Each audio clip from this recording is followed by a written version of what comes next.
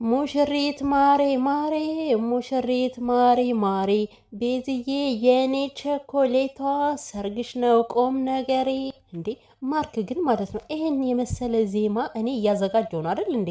ከቤዝዬ ሰርግ ለመስፈን ምንድን ነው በእንጀራ ገመድ የምትቆመው?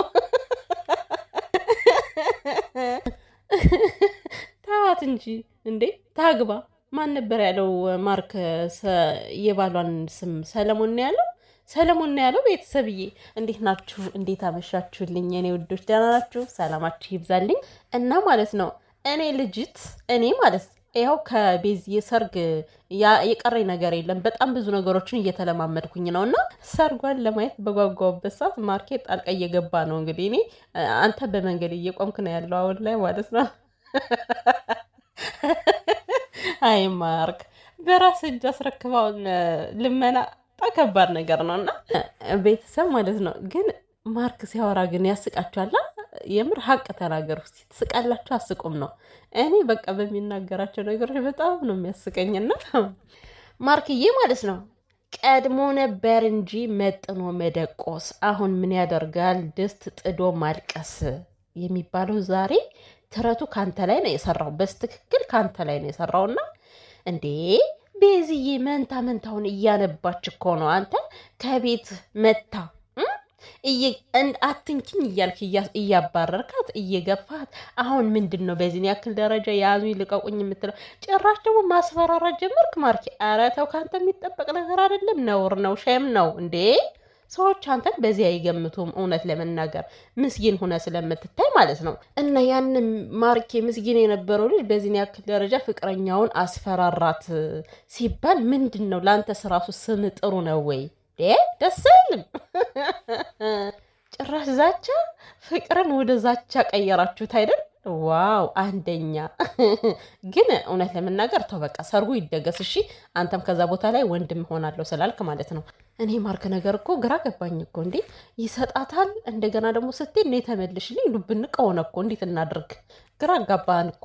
እና የኔ ውድ ቤተሰቦች ነገሮች ልክ እየሆኑ አይደለም። ቤዝዬ ደግሞ በጣም እያመረረችው ነው ማለት ነው። እና ቸኮሌትዬ ዛሬ ደግሞ እንዴት አባሽ ነው የምታምሪው የኔ ቆንጆ የኔ ጣፋጭ። ዊ ትንሽዬ ልጅ መሰለች እኮ እውነት ስነግር ማለት ነው። ማርክ ግን በጣም እኮ ነው የተበላው። ተበላ። የምሬን ነው። እንደውም ቤዚ ከእጅ ከወጣች ማለት ነው ተበላ። በጣም ነው የተበላው። በጣም ምርጥዬ ልጅ ነበረች እና ማሚ ወድ አይደለም እኮ በዚህን ያክል ደረጃ የምትንከባከባት የምትወዳት ሙትት ብላ ነው የምትወዳት። እና የኔ ተወዳጅ ቅመምዬ እና በጣም ነው ያማረብሽ። እምር ብሎባቸዋል እህታማቾች። ደግሞ ጸጉራችሁ ምናምን ምስታይሉ ደስ ይላል። ጸጉር ግን ነፍ ነው ከነዚህ ቤት እናንተ ቤተሰብ ጸጉራቸው ግን ያምራል። ዘራቸው ምናምን ሳይሆን አይቀርም። እና ዋው በጣም ቆንጆ ጸጉር አላቸው። እህትየዋ ደግሞ ባህሪዋ ደስ ሲል፣ ጸባይዋ ታጋሽ፣ በጣም ቀስ ያለች ማለት ነው።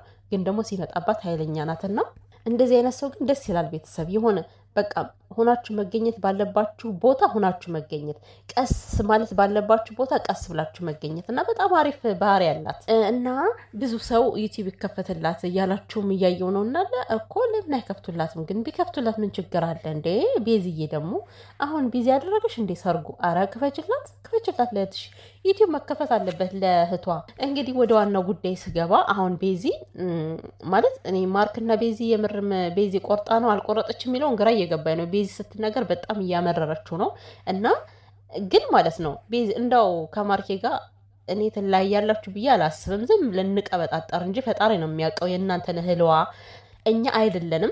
ነገር ግን ማለት ነው እንደውም ለመለየት ካሰብሽ ምን ማለት ነው አሁን ዘሎ ከሰርግ መግባት? ቤዚ ይሄ ትክክል ነው? ይሄ እኮ ትክክል አይደለም። ጋብቻ ማለት እኮ እቃቃ አይደለም። የኔ እናት አንቺ አሁን በዚህ እድሜሽ ገና ለትዳር ያልደረሽ ሰው ነሽ አይደለ እንዴ?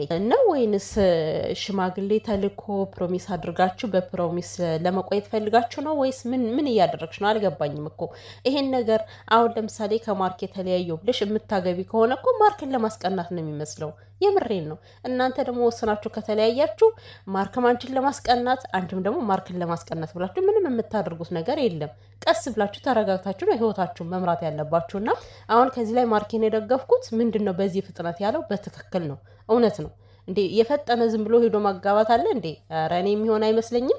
ያው አንቺ ህይወትሽ እንዳይመሰቃቀል ነው። በዚህ አጋጣሚ ሲሮጡ የታጠቁ ሲሮጡ ይፈታል እና ቸኮለሽ ገብተሽ ቸኮለሽ መውጣቱ አስፈላጊ ስላልሆነ ትዳር ማለት እንዲህ ዝም ብሎ ገባ ወጣ የሚባልበት ልክ እንዳንቺና እንደ ማርኬ ፍቅር አይደለም እኮ ያዝለቀቅ ሂድልኝ ናልኝ ሂድልኝ ነይልኝ አይደለም፣ እንደዛ አይደለም። እና ተረጋግተሽ አስቢበት ማለት ፈልጋለሁ የኔ ቆንጆ የኔ ቸኮሌት። ዛሬማ ማለት ይሄ ጉንጯን በስማት ራሱ ደስ ይለኝ ነበር። አማረኝ ይሄ ጉንጯ ማርያምን የኔ ድንቡጭዬ። እና ደግሞ እንግዲህ ወደ ወንድማችን ወደ ማርካቸው ስንመጣ ማለት ነው ፍቅር ወደ ዛቻ እንግዲህ ፍቅር ወደ ዛቻ ቀይረውታልና ማርክ ግን ምን አስበ ነው? እኔ እኮ ማለት አሁን በራሷ ጥፋት ሄዳ እንደዚህ ብታረግ ኑሮ እኮ ያው ብታብድም ብትዘልም ያስኬድ ነበረ። አሁን እኮ ምንም የምትዘልበት የምታብድበት ምንም ምክንያት የለም። ምክንያቱም ሁሉም ነገር በእጅ ነው ያበላሸው። የምሬን ነው፣ በእጅ ነው እኮ ያደረግከው ማርክ። ሴት ካጠገብ ቁጭ ብላ ሴት አቅፈ እየመጣ ራሱ በጣም ሞትትብ ላይ እየለመነች ነበረ። እኔ ነገ ወደ እኔ እንደምትመጣ ስለማቀ ነው። ተው ክፉ ነገሮችን አትናገረኝ፣ ተው ልቤን አታቁስለኝ እያለች እኮ 100,000 ጊዜ ነገረች። አንተ እንደሆን መስሚያ ጥጥ ነው እናቴ። የቁርጥ ጊዜ ነው እኮ ያዙኝ ልቀቁኝ የምትለው። በቃ ቤዚ የቆረጠች ጊዜ ያዙኝ ልቀቁኝ፣ ያኔ የናቲ ጊዜ ያዙኝ ልቀቁኝ። በቃ እኔ ተሳስቼ ነው ስናደድ የምናገረውን አላቅም።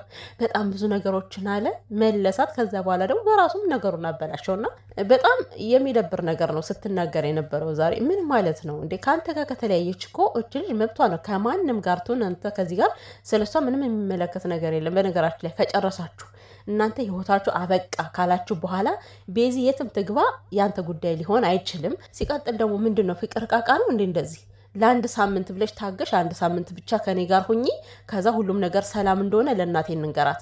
ይሄ በጣም ሼም ነው ማርክ፣ አይደረግም ይሄ። እናትን እንዴት በዚህ ያክል ደረጃ ልትዋሻት ትፈልጋለህ አንተ እንዴ?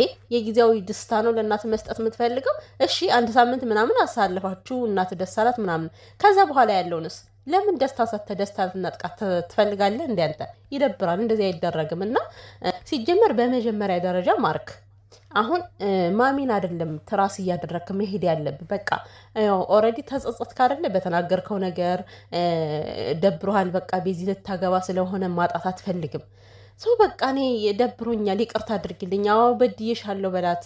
ለምንድን ነው ግን ችግር የሚሆንባችሁ? እንደዚህ ብላችሁ ለማውጣት በጣም እንደ ችግር ነው የምታዩትና ካጠፋችሁ በኋላ ግን ይቅርታ ማለትን ልመዱ። ለምንድን ነው? ቆይ አልገባኝም። እና ማሚን ሁሌ ምክንያት እያደረግክ ለምንድን ነው የምትሄደው? እሷ ራሱ እኮ እየታዘበች ነው። የሆነ ነገር ሲፈጠር በማሚ ምክንያት ነው የሚመጣ እያለች ነው። እና ልጅቷን የምትፈልጋት የምታፈቅራት ከሆነ አሁንም ቢሆን ማሚ ሳጠራ በራስ ጊዜ ቀጥ ብለህ ሄደ ይቅርታ ጠይቃት መልሳት እንጂ በማሚ ሄደ እሷም እኮ ልክ ትጋባለች። አንተ ምን ልክ እንደተጋባው እሷ ምን ልክ ትጋባለች። እና ስለዚህ ዛቻ የትም አያደርስም ማለት ነው። የባሰ ሌላ ጣጣ ውስጥ ነው የምትገባቡት። እኔ በጣም ነው የገረመኝ ቮይዙን ስሰማ ምናምን ነገር እንዴ ምንድን ነው ቤዚ ራሱ ማለት ነው። እንዴት ነው ማርክን በዚህን ያክል አሳልፈሽ መስጠት አትፈልጊም ነበር? እንዴት ነው ዛሬ ቮይዙን ያሰማሽን? ሸቀላ ነው የምሬን እኮ ነው። ምንም ቢሆን ምንም ቤዝ ማርክን እንደዚህ ሚዲያ ላይ አውጥታ ምናምን ነገር አታደርግም። ግን ሆኖም ግን ወደ እውነታው ስንሄድ ቤተሰብ ወደ እውነታው ስንሄድ ነገሮችን እያበላሸ እሱ ነው መመለስ የሚያቅተው ማለት ነው። እና አሁንም ቢሆን እንደኔ አመለካከት እንደ ራሴ እንደናንተ ደግሞ የግላችሁን ሀሳብ አስተያየት ማስቀመጥ ትችላላችሁ። እንደኔ ግን ማሚ ከዚህ ጋር የሚያገባት ነገር የለም። ጥፋቱ በሙሉ ያንተ ነው። አንተ ይቅርታ ጠይቃት እንዴ ሳታመልጥ ልታገባ ነው እኮ ድግስ እየተደገሰ ነው። ማርክ ወጡ ምናምን ሸተተኝ እያልካል ነበር እንዴ? እና አንድ ሳምንት ገለመሌ ምናምን ብሎ ነገር የለም እንዴ? የአንድ ሳምንት ፍቅር የለም። ምንድን ነው አንተ? ቆይ እሷን ባጣ ቆይኝ ነው እንዴ ማድረግ የምትፈልገው እንዴ? ፍቅረኛ ላይ ስትላል ነበረ ወይ?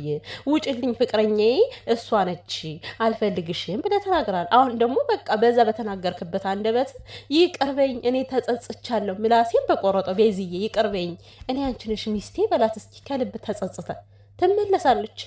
ካልሆነ ግን ማሚን ሁሌ ትራስ እያደረግካት ሄድ ምን ጉድ ነው?